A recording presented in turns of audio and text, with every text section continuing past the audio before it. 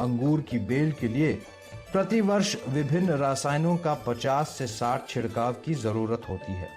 अधिकांश छिड़काव फफूंद जनित बीमारियों के नियंत्रण के लिए होता है। हाल ही के वर्षों में सिस्टमिक फफूंदनाशियों ने छिड़कावों की आवृत्ति कम की है। अब अंगूर फसल पर लगने वाली कुछ मुख्य बीमारियों को जानें। पहला है डाउनी मिल्ड्यू बीमारी।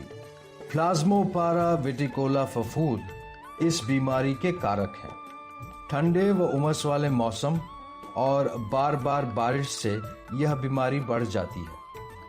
जुलाई और दिसंबर के महीने में यह आम बात है।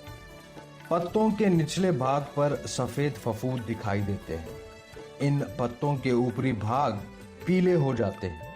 ऐसे पत्ते धीरे धीरे सूख कर गिर जाते हैं। अगर इसका प्रकोप तीव्र है तो फूल व कच्ची बेरियों पर भी इसका असर पड़ता है। फूल मुरझा जाते हैं और बेरियां सूखी, पीली एवं रूखी हो जाती हैं और फिर गिर जाती हैं। कटाई छटाई के तुरंत बाद 1% बोर्डो मिश्रण से छिड़काव करें। जुलाई अगस्त के महीने में 0.4% COC या 0.2% मैंकोजेब या कवाच घोल का सप्ताह में एक बार तथा नवंबर दिसंबर के महीने में 3-4 दिनों में एक बार छिड़काव करें।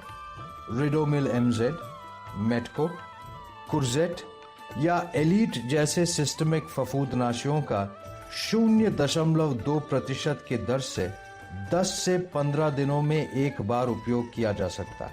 यह डाउनी मिल्ड्यू बीमारी का प्रभावी नियंत्रण कर सकता है।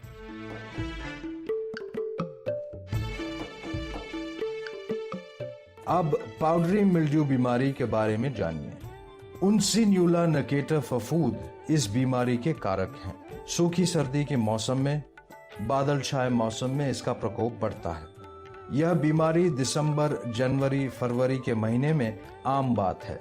पत्तों के ऊपरी भाग प्रतानों और बेरियों पर पाउडर जैसे आ जाता है। प्रभावित कच्ची बेरियां अच्छी तरह विकसित नहीं होती, ये कड़क हो जाती हैं और फट जाती हैं। इस बीमारी के नियंत्रण के लिए 0.2% गलने वाले सल्फर या चूर्ण 7 किलोग्राम सल्फर प्रति एकड़ की दर से दिसंबर, जनवरी, फरवरी के महीने में 5 से 7 दिन में एक बार छिड़काव करें।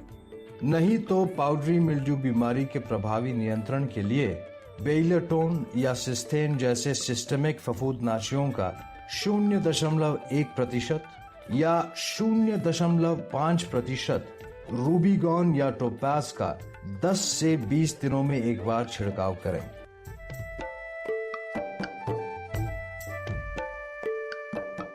अंगूर की एंथ्रेक्नोज बीमारी ग्लियोस्पोरियम एम्पेलोफेगम नामक फफूंद के कारण होती है। रंगीन अंगूर इस बीमारी के प्रतिरोधी हैं। जुलाई एवं नवंबर के महीने में बारिश के समय यह बीमारी आम बात है। कच्चे प्ररोहों, पत्ते और प्रतानों में गहरे भूरे धब्बे दिखाई देते हैं। अगर प्रकोप ज्यादा है तो प्ररोह मुड़ जाते हैं और पत्तों में छेद आ जाते हैं। बेरियों पर चिड़ियों के आंखों के जैसे धब्बे आ जाते हैं। जून से नवंबर के बीच में 10 से 15 दिनों में एक बार 0.1% बाविस्टीन या मिथाइल थायोफेनेट या 0.2% बाइकार या क्विंटोल का छिड़काव करें। लहसुन के तेल का छिड़काव भी प्रभावी पाया गया। इन प्रमुख बीमारियों के अतिरिक्त जब भी जरूरत हो, पर्ण धब्बा, गेरुआ और अन्य समस्याओं के नियंत्रण के लिए उपाय करें।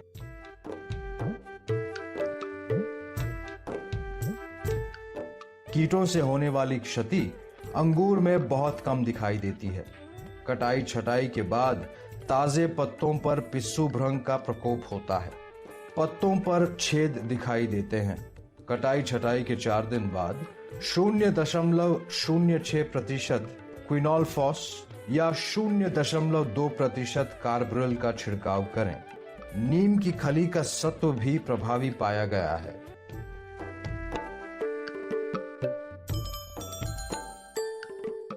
अंगूर के बागानों में चूर्णी कीट फूलने से लेकर तुड़ाई की अवस्था तक दिखाई देते हैं। निम्फ और अन्य वयस्क कीट कच्चे प्ररोहों व बेरियों में से रस चूसते हैं। ऐसे भागों पर सांवली भुकड़ी आ जाती है जो दिखावट पर असर डालती है। अगर यह प्रकोप तीव्र हो तो प्ररोह व पत्तियां मुड़ जाते हैं। इनके नियंत्रण के लिए बेत के ढीले छालों को निकाल दें जिनमें चूर्णी कीट रहते हैं। 6 ग्राम कार्बोरिल, 2 मिलीलीटर नीम का तेल और 1 मिलीलीटर गोंद 1 लीटर पानी में मिला लें। सभी मोटे बेतों को इससे पोत दें। अगर पत्तों को मुड़े हुए देखा है तो 0.05% डाइक्लोरवास का एक बार छिड़काव करें। इसके बाद 0.05% फेंटोएट से छिड़काव करें। इसके नियंत्रण के लिए परभक्षियों का भी उपयोग किया जा सकता है। शुरुआत में बागान में इधर उधर चूर्ण कीट दिखाई देते हैं, इसलिए पूरे बागान में फैलने से पहले इनको चुन चुन कर नष्ट किया जा सकता है।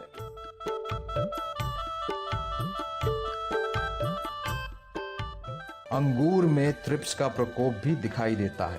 अगर ये कच्ची बेरियों को चूसते हैं तो दाग दिखाई देते हैं जो इसके दिखावट पर असर डालता है। कच्चे पत्तों पर थ्रिप्स के प्रकोप से पत्ते मुड़ जाते हैं। इसके नियंत्रण के लिए 0.06% डाइमिथोएट से छिड़काव की अनुशंसा की जाती है। इसके अतिरिक्त एम्ब्रोसिया भृंग जैसे तनाछेदक अंगूर के बेल को प्रकोपित करते हैं। तनों पर छेद और लकड़ी के चूर्ण आदि इस तनाछेदक की मौजूदगी के लक्षण हैं। अगर प्रकोप तीव्र हो तो बेल पीली पड़ जाती है और सूख जाती है, लेकिन पूरी तरह सूख जाने के लिए 15 से 20 महीने लगते हैं। तनाछेदक से बचने के लिए ढीले छालों को निकाल दें और बागान को साफ रखें। तनों पर 0.25% डाइक्लोरवास कीटनाशक का छिड़काव करें या इसी घोल को सुई तनों के छेदों पर इंजेक्ट कर दें और छेदों को रुई